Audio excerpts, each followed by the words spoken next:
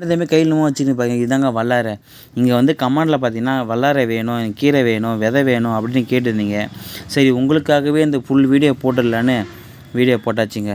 வல்லாரை இது ஒரு மூலிகை தாவரங்க. இந்த மூலிகை சாப்பிட்டு வரதுனால நம்மளுக்கு என்னென்னலாம் பலன் பார்த்தீங்கன்னா, டேண்ட்ரஃப் பிரச்சனையா, முடி கொட்டுதா, முடி நரைக்குதா, உங்களுக்கு மன அழுத்தமா, இரவில் தூக்கமின்மையா போன்ற பிரச்சனைக்கெல்லாம் இந்த வல்லாரை கீரையை எடுத்துக்கலாம். இதில் என்ன இருக்குன்னா மெயினாக வைட்டமின்ஸு, மினரல்ஸு, ஃபைபர்ஸு மற்றும் வயது காரணமாக வரக்கூடிய அல்சைமர் நோய்க்கு பார்த்தீங்கன்னா இந்த சிம்டம்ஸ்லாம் வந்துச்சுன்னா நல்லா கண்ட்ரோல் பண்ணும்.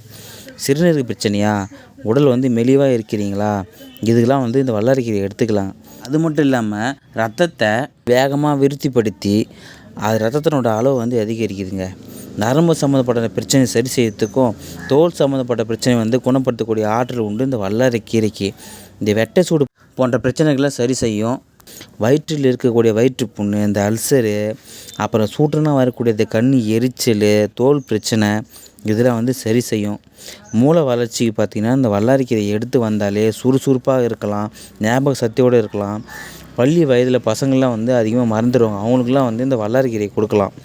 இந்த வல்லாரை கீரையை வாரத்துக்கு 2 முறைன்னு ரெகுலராகவே நம்ம எடுக்கிறதுனால ரத்தத்தில் இருக்கக்கூடிய இந்த ஹீமோகுளோபின் அளவு வந்து அதிகரிக்குது.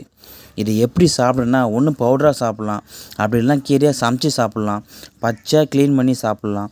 கீரையாக சமைச்சு சாப்பிடும்போது பார்த்திங்கன்னா இதில் வந்து புளி சேர்க்காமல் சமைச்சு சாப்பிட்ணுங்க. அப்போ தான் வந்து இதில் இருக்கக்கூடிய மருத்துவத்தன்மை வந்து குறையாமல் இருக்கும். இதை எங்கள் தோட்டத்திலே வளர்த்து வரேங்க. உங்களுக்கு இந்த கீரை வேணும்னா இல்லை விதை வேணும்னா மறக்காமல் கமெண்ட் பண்ணுங்கள். அப்படி இல்லைனா இன்ஸ்டா லிங்க்கில் வந்து மெசேஜ் பண்ணுங்கள்.